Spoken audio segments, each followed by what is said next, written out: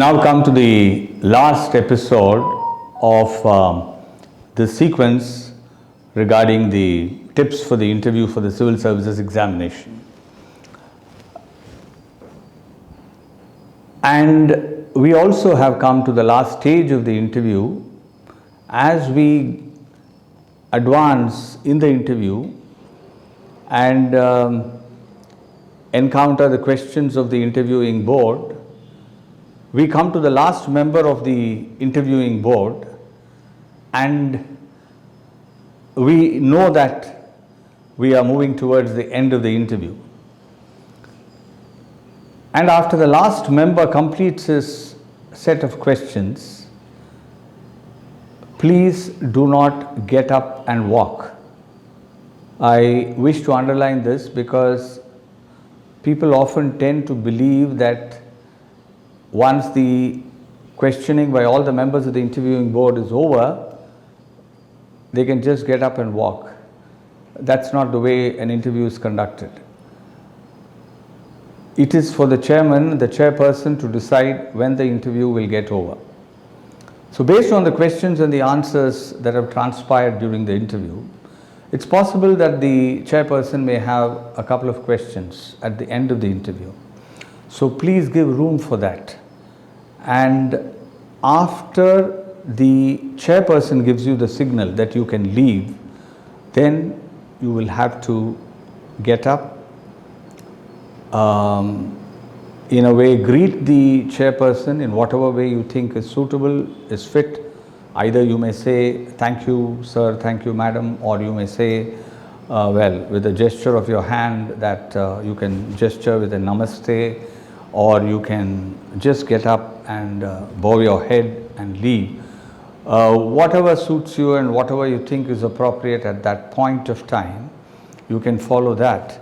But it's very important for the chairperson to signal the end of the interview. After you have greeted the chairperson, also greet all the members of the interviewing board, and only after that you should come out of the hall with a brisk walk. Don't be sloppy, don't keep your shoulders in a slopey manner, don't slip and fall, and please don't commit any of those mistakes. Please make sure that you have a nice brisk walk out of the interviewing hall, and also make sure that you don't bang the door as you leave the hall. Please open the door gently, move out of the hall, and make sure the door closes gently. As is often said, the most important part of dinner is the dessert. And similarly, I would say that the last impression that a candidate makes on the chairperson is also very important. It's almost as important as the dessert in a dinner. And it's very important to make sure that you leave not with a bitter taste in the mouth, but you have a pleasant feeling about the interview, that you leave the chairperson and the members of the interviewing board with a pleasant feeling as you leave the hall. Having completed the entire sequence from the beginning to the end, now let me come back and tell you a few important points which I think need emphasis, need careful attention, and need preparation. First of all, the interview can make all the difference.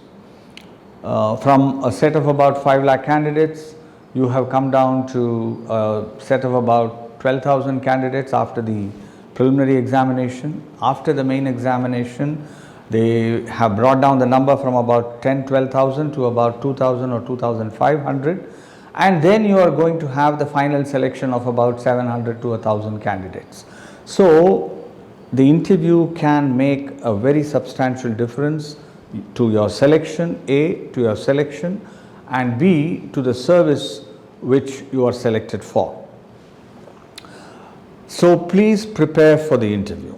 And when you prepare for the interview, you have to make sure that you understand that the interview is all about a few tests. Most importantly, it's a test of your personality.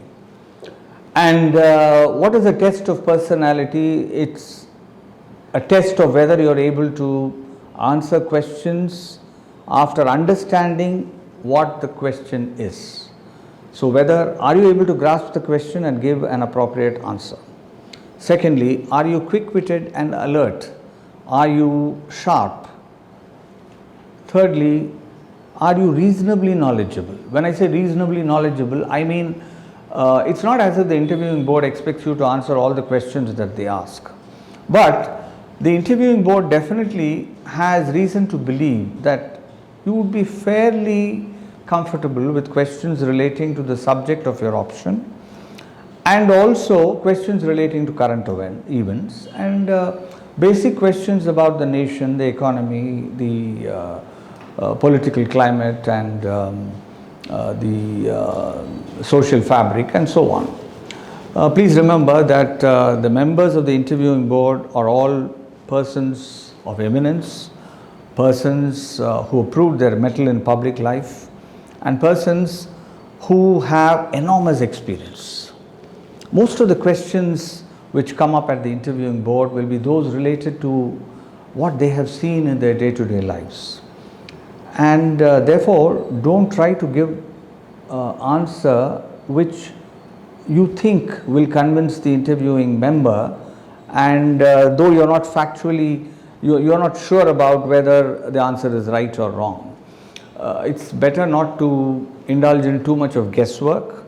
Well, a reasonable guess is all right, particularly when it comes to a matter where there are questions of a general nature. But when there are questions of a pointed nature, please do not indulge in guesswork. It's rather better to say, well, I don't have the information with me, and maybe he would help you with more information, and thereafter it would be possible for you to give a better answer. Very importantly, never argue with members of the interviewing board, and don't hurt the sentiments of the interviewing board members and the chairperson. Please remember that they are the ones who are going to decide your future. Just as in a functional setup in an office, it is the boss who decides the future of the people who work under him to a great extent, because he writes the confidential report, he looks after their day-to-day issues connected with office work. He is the one who directs the office. Similarly, in the hall, in the interviewing hall, it is the chairperson and the members of the board who are directing the affairs. It's not you, it's not the candidate who should be directing the affairs. Well, I did say in one of the episodes that it may be possible for the candidate to lead the board, but that comes through intelligent answers. If the answers are such that the next question of the interviewing member is derived from the answer itself, well, then the candidate has, to a certain extent, I think, been successful in being able to lead the board. But leading the board should not be the objective. The objective should be to please the board. Pleasing the board should be the ultimate objective and not leading the board. So that's the reason why I emphasized that when the interview gets over, at the time it gets over, there should be a pleasant feeling in the hall about the whole experience, about the manner of questioning, the manner of answer, the manner in which the answers have been given by the candidate, the entire atmosphere, the mahal as they call it in Hindi, should be something which is pleasant and which is satisfying to the members of the board, so that the chairperson and the members are in a position to give you higher marks. And I can tell you that getting an additional 10 marks or an additional 20 marks in the interview is quite simple compared to getting an additional 10 or 20 marks when writing an answer paper.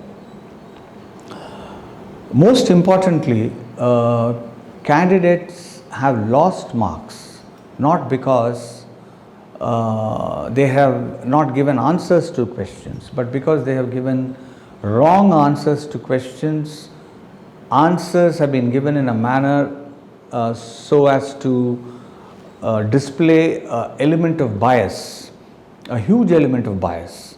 It's reasonable for human beings to be biased to a small extent because one can't be absolutely impartial, neutral when it comes to all issues. But a minor element of bias may be pardoned, but a huge element of bias or an extreme point of view is definitely not going to be pardoned.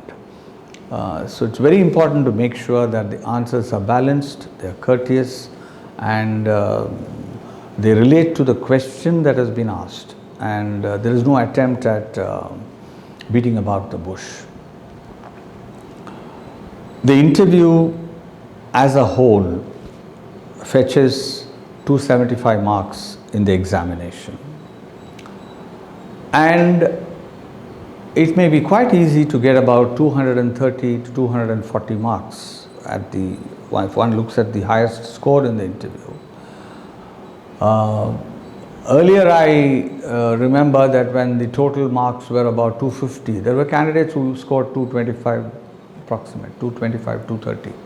So it's quite possible that with a total of about 275, it should be possible to score about 230 to 235 in case a candidate does exceptionally well. But I would say that a score of about 200 should be at least something you can look forward to if you're reasonably well prepared for the interview. A score of 125 to 130 would be deemed to be poor.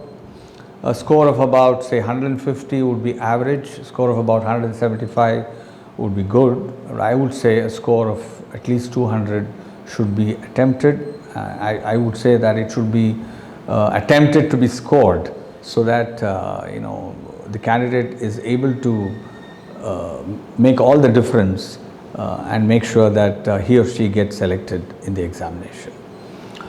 I have covered all the points which I think are important for the interview, and I can say with reasonable certainty that if all these points are given due attention, it will be definitely possible for the candidate to score more than 200 marks. So I wish you all well, and I'm sure all of you will get through and all of you will get selected for the civil services. Thank you.